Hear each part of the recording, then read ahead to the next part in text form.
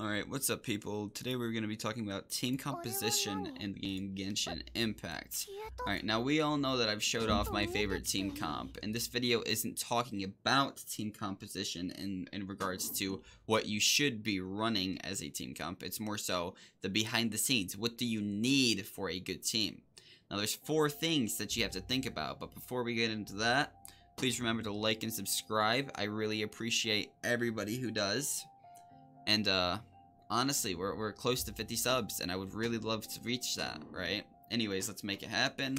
But let's get right into this. So the 4 things that you should be focusing on when it comes to your team composition. Now, do mind, this is my opinion, but there's 4 things that you absolutely want to focus on. I would even say need, right? Your healer, right? That's a obviously you need a healer. Obviously you need a main DPS.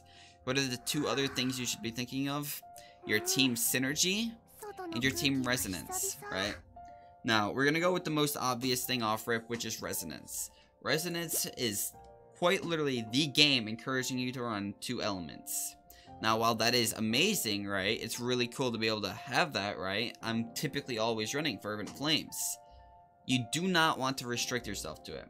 Now, when I say this, it's more specific to when you're running your Abyss and you have numerous shield types that you have to break. Having 2 fires, a wind, and a lightning puts you in a place where if you get some kind of fire shield, you're not really having a very strong unit to go after that, right? You could use your lightning or wind, but you'd be better off having, say, ice or a water, right? And that's the issue here. So while I do recommend using your elemental resonance when possible, do not restrict your teams to it. Do not make it to where your team has to have 2 fires in order for it to work, right? Now after that, we're going to talk about team synergy. Team synergy is basically more or less just who goes well together, right? Now, for this instance, I will use my primary team synergist being Zhengling and Diluc. Why do these 2 units go so well together? Well, that's because Zhengling gives you a 15% pyro reduction to resistance reduction, right? Which just enables Diluc, right? Another good example would be running a ice with a lightning for supercharge, right?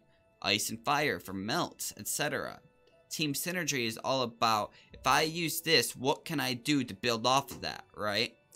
Team synergy is the building block of your entire team, right? You want to run stuff that goes well together, something that will give you an advantage. There's really not much else to talk about there. When it comes to your healers and DPS, well, that's also straightforward. You want 2 healers and 2 main DPSs, right? Now when I say that, I mean you want to full build 2 healers and full build 2 main DPS.